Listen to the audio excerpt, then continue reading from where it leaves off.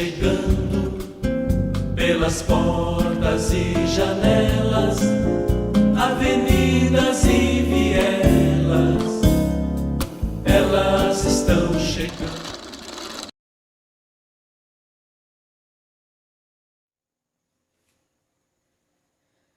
Pai nosso, que estás nos céus,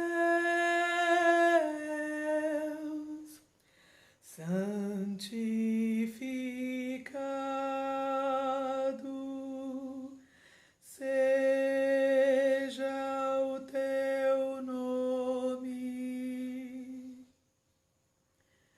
Venha o teu reino, seja feita a tua vontade na terra como no céu. Dá-nos o pão de cada dia e perdoa as nossas dívidas, como nós a quem nos deve.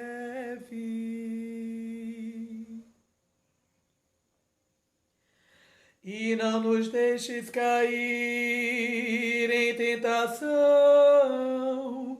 mas livra-nos do mal, pois teu é o reino e o poder e a glória para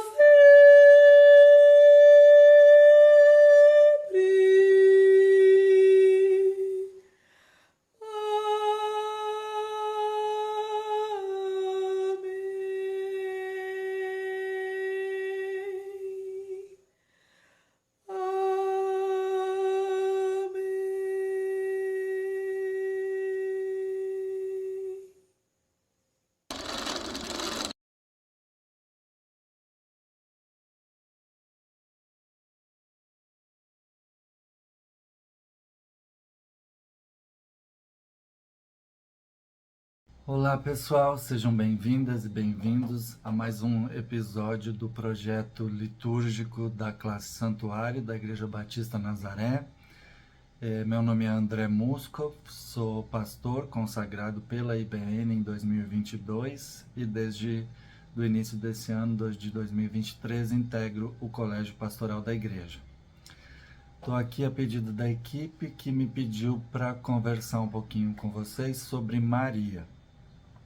Lembrando que a gente está em março, que é o mês da mulher, tem o dia 8 de março, Dia Internacional das Mulheres, e nesse mês, então, a gente está conversando sobre questões relacionadas aos direitos das mulheres, e aqui vamos pensar sobre isso a partir da Maria.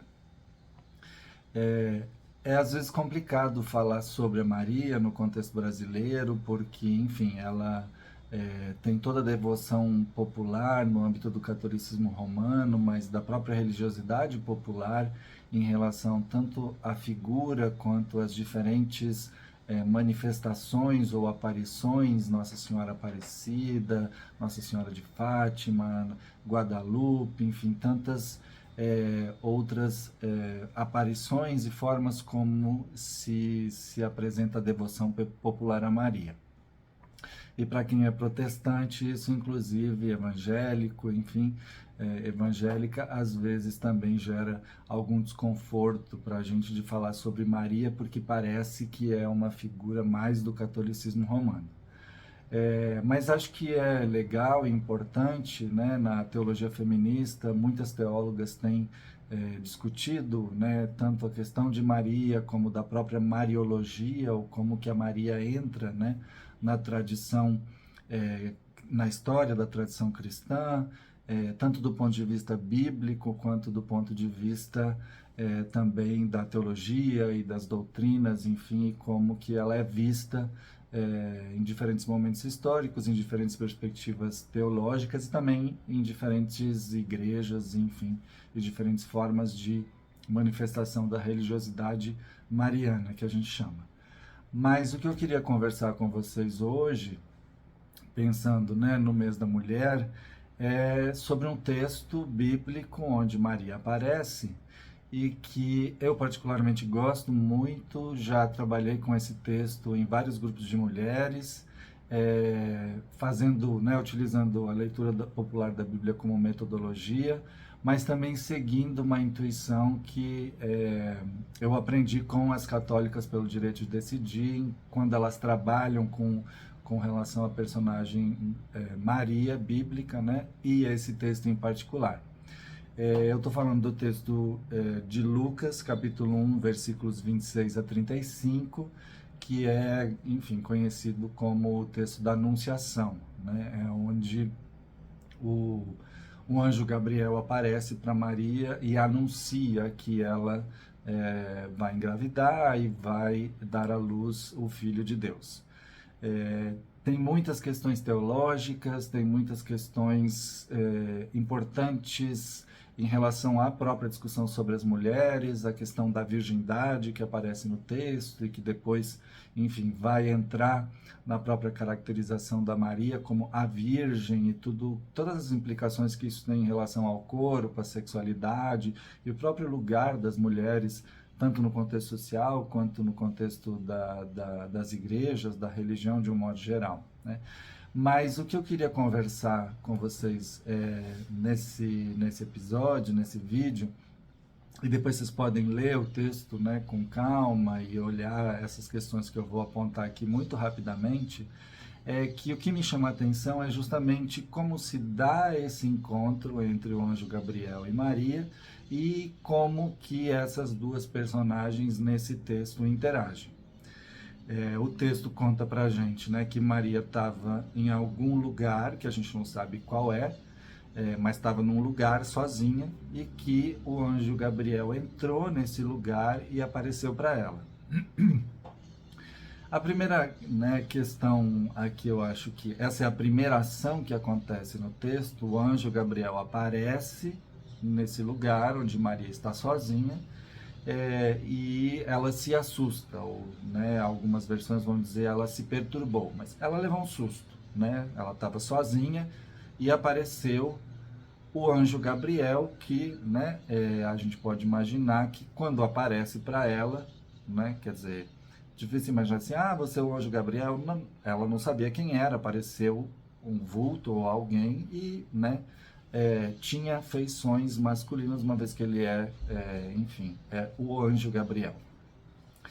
Então, eu acho que a primeira coisa para a gente pensar, né, em relação à questão das mulheres e como que é comum, né, para uma mulher estar, por exemplo, num espaço sozinha, ou, né, mesmo andando na rua, não tem ninguém, ou mesmo, enfim, não necessariamente estando sozinha, mas se deparando com um homem, né, em alguma situação que muito facilmente pode gerar esse medo, né, quer dizer, essa perturbação, né, que tem a ver justamente com como as mulheres têm sido tratadas tanto na sociedade quanto na igreja, e a violência, os números estão aí para mostrar isso, né, a que elas estão submetidas e que faz com que, né, a reação natural ao você estar sozinha, se deparar com um homem, é sentir medo, né, que tem a ver justamente com como as relações de gênero são construídas, né. Então Maria se assusta. Logo em seguida o anjo Gabriel diz calma, né? E dá um monte de explicações de por que ele está ali, que ela vai dar luz ao Filho de Deus. E Maria aí diz, não, peraí, como assim eu vou dar à luz ao Filho de Deus se, né, no texto vai dizer isso, eu nunca estive com nenhum homem, né? Pressupondo que ela não teve relação sexual com nenhum homem. Então como é que ela vai dar à luz de Deus? Vai dar à luz o Filho de Deus.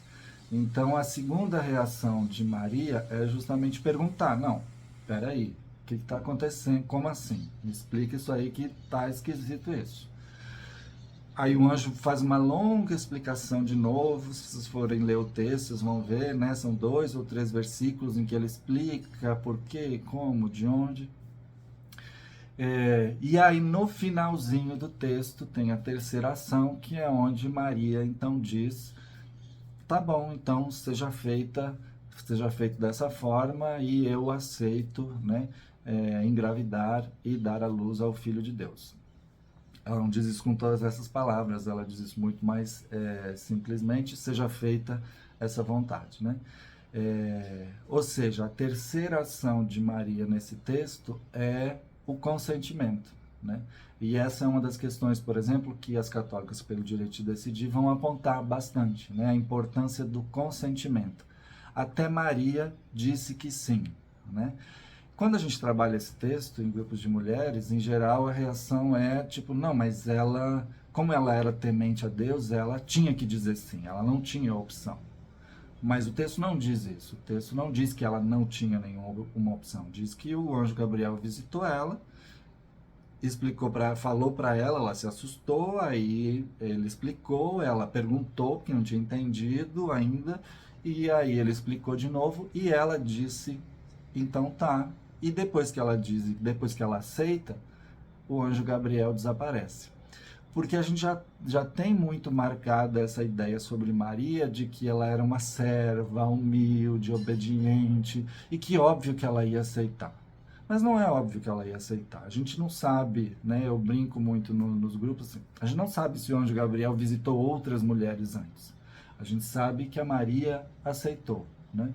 Depois de ter se assustado, depois de ter perguntado e de receber uma longa explicação, ela então aceita. Eu acho que a gente precisa conversar sobre isso nas nossas igrejas, sobre consentimento, sobre os direitos das mulheres, sobre os direitos das mulheres de dizerem não, né?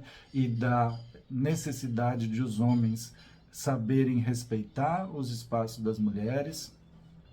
Eu acho que essa é uma conversa importante para a gente fazer no 8 de maio, enquanto igreja, enquanto pessoas de fé, para, assim como aconteceu com Maria, né, encorajar nossas mulheres a, primeiro, nos incomodar com esse susto quando aparece um homem, segundo, ter diálogos francos, honestos e abertos, e terceiro, que as mulheres tenham efetivamente o direito de decidir sobre os seus corpos, sobre as suas vidas, sobre o que elas desejam. E que, assim como o anjo Gabriel, a gente saiba respeitar isso e que a partir disso a gente possa estabelecer as nossas relações e a nossa convivência dentro das nossas igrejas e na sociedade como um todo.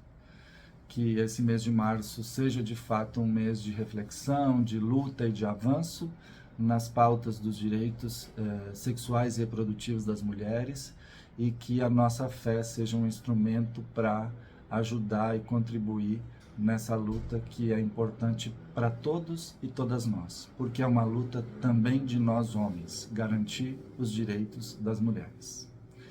Espero que tenha provocado vocês a ir dar uma lida no texto, pensar sobre isso, conversar sobre isso, e desejo uma boa reflexão para vocês.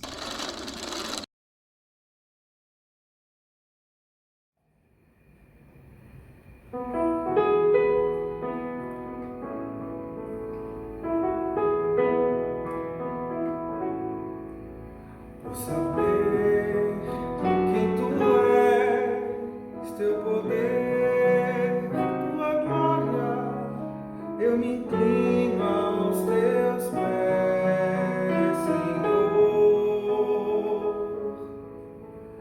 Por saber quem sou, meu sofrer, minha história, prova o meu coração, Senhor.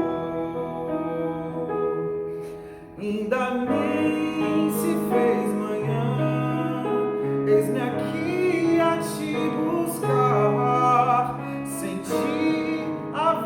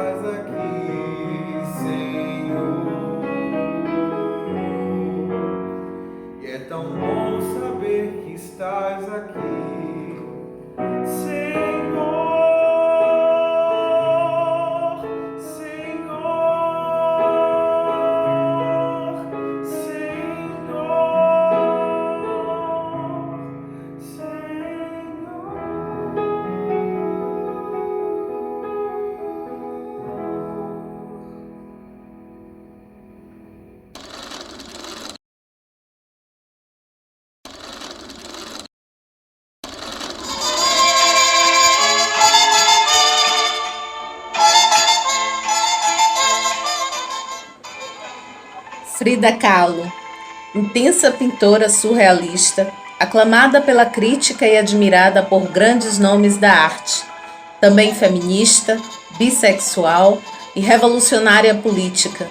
Muitas representações de Frida Kahlo não mostram uma parte da sua vida, que a torna uma inspiração muito mais representativa e plural. Sua deficiência física, ocasionada pela poliomielite da infância e por um acidente de ônibus aos 18 anos.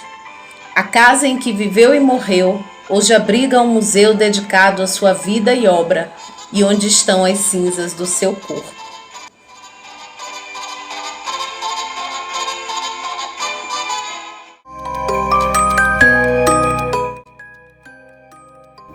Bom dia, queridos e queridas da classe Santuário. Esperança Garcia é considerada uma das primeiras advogadas do Brasil por ter escrito, em 6 de setembro de 1770, uma carta ao governador da capitania do Piauí, denunciando maltratos, violências, bem como reivindicando direitos.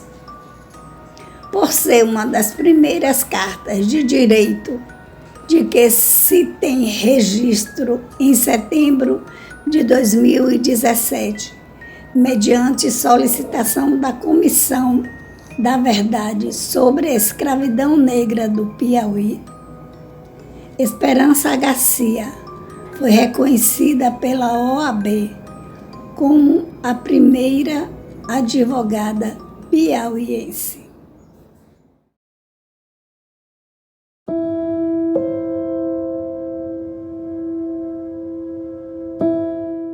Bom dia, classe Santuário. Antonieta de Barros, nascida em Florianópolis em 17 de julho de 1901, tornou-se a primeira deputada estadual negra do país em 1934. É a única negra no parlamento catarinense até 2012. É dela a autoria da Lei número 145, de 12 de outubro de 1948, que instituiu o Dia do Professor em 15 de outubro e o feriado escolar. Em sua honra, a Assembleia Legislativa de Santa Catarina concede anualmente a moeda Antonieta de Barros a mulheres com relevantes serviços em defesa dos direitos da mulher catarinense.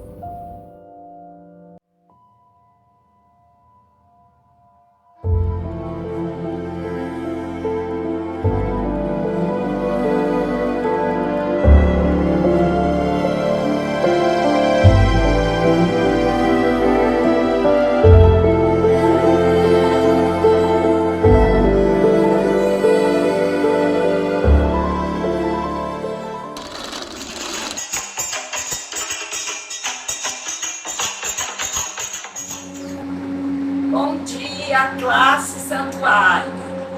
Teresa de Benguela, liderança feminina mais conhecida nos quilombos coloniais do Brasil depois dos Palmares. Rainha Teresa de Benguela assumiu, após a morte de seu marido, o quilombo Guariterê, localizado no atual estado de Mato Grosso no século XVIII. Símbolo de luta e resistência, em 25 de julho de 2014, virou nacionalmente o Dia de Teresa de Benguela e da Mulher Negra, por meio da lei sancionada pela então presidente Dilma Rousseff.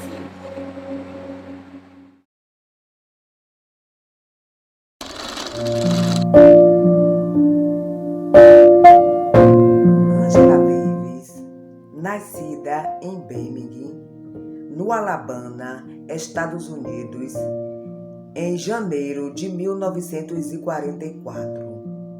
A professora é escritora e filósofa socialista. Alcançou notoriedade mundial na década de 1970, como integrante do Partido Comunista e das Panteras Negras. Ganhadora do Prêmio Lenin da Paz. Segue exercendo seu ativismo na luta anticárcere em prol dos direitos das mulheres contra a discriminação sociais e raciais.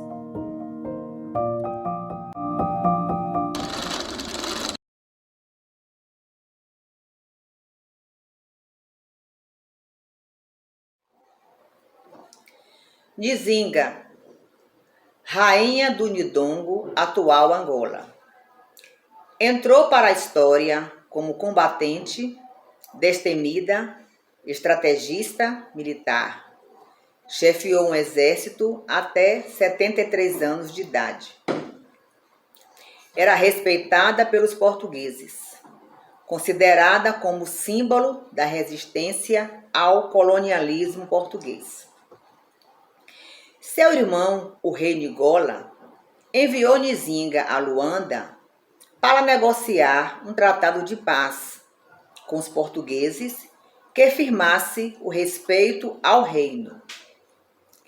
Nzinga conhecia bem a língua e a cultura portuguesa, em virtude dos contatos com missionários e comerciantes que passavam em Ndongo. Houve um bom período de paz após assinarem o tratado. Porém, quando o vice-rei foi substituído, os conflitos voltaram a acontecer, não sendo mais reconhecido o tratado de paz pelo atual reino de Portugal. Com a morte de seu irmão, Nzinga se tornou a rainha, impondo sua autoridade, conquistando outros reinos, sendo uma forte figura política em toda a região. Por 4 décadas, a rainha Nzinga representou a resistência do Ndongo, permitiu atenuar os projetos portugueses na região com táticas de guerrilha, espionagem, diplomacia e era exímia negociadora. Fez aliança com o rei do Congo e holandeses para defender seu reino das ameaças portuguesas. A rainha Nzinga morreu aos 82 anos. Depois da sua morte, os portugueses ocuparam toda a região e continente africano para o tráfico de escravos e exploração das jazidas de minérios e pedras preciosas. Muitos dos soldados da rainha Nzinga foram trazidos para o Brasil como escravos. Algumas curiosidades. A rainha Nzinga assinava correspondências com diferentes nomes. Nzinga M. Bande, Nzinga A.M. Bande, Ginga e Dona Ana de Souza, que era o seu nome de batismo na Igreja Católica. Falar da rainha Nzinga é falar de um mundo, ao mesmo tempo, muito distante e muito próximo. Ela nasceu entre os africanos de língua banto, os mesmos que, escravizados no Brasil, criaram o samba, a capoeira, e o seu povo está, portanto, na raiz da nossa identidade nacional. Nzinga foi forte influência na resistência durante as lutas do povo pela libertação de Angola. Nzinga tornou-se o ícone da independência.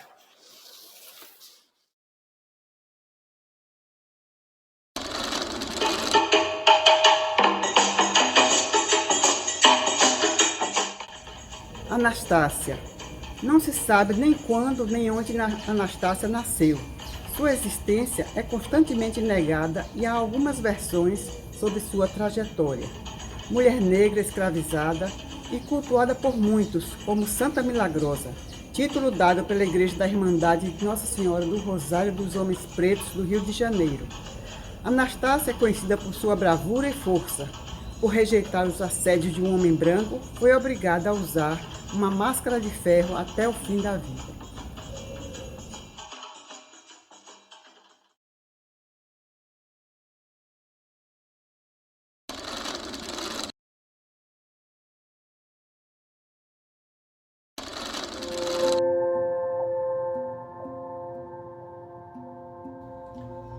Dia 20 de 3 de 2023. 19 de março, dia de plantar milho e feijão. Não sei quanta mão plantou, nem quanta mão vai colher. Só quem sabe de tudo é Jesus Cristo. Quando a terra está seca, só Ele faz chover. Livrou Pedro da tempestade, para o barco não afundar. Hoje é dia da felicidade, vamos todos se abraçar. Que Deus em Cristo nos abençoe, hoje e sempre.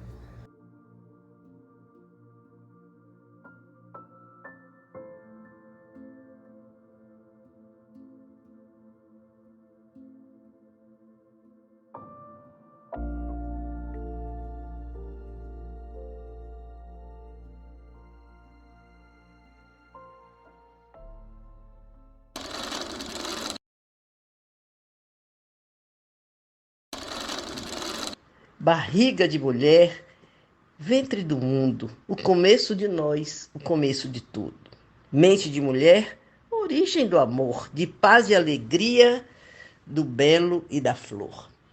Mas esse poder de gente gerar, de paz pretender, nos querem tirar. Exaltada e punida, lembrada e matada. E todos os dias a luta é travada. Qual é o seu dia? Não há o que pensar, são todos os dias em que o sol raiar. Sutil ou ousada, santa ou guerreira, escrava ou liberta, partida ou inteira. E vamos seguindo em nossa missão. Podemos ser mortas? Nosso sonho? Não. Vitórias há muitas, mas para calar nossas vozes, muitas são mortas por mãos ferozes. Umas morrem, outras nascem, mas sempre é assim, pois a saga da vida não pode ter fim. O futuro queremos na luz do porvir, que sejamos respeitadas em nosso devir. O mundo claudica por nós governado será palco de amor e ressignificado. E nossa utopia é boa verdade, certeza nós temos, será realidade.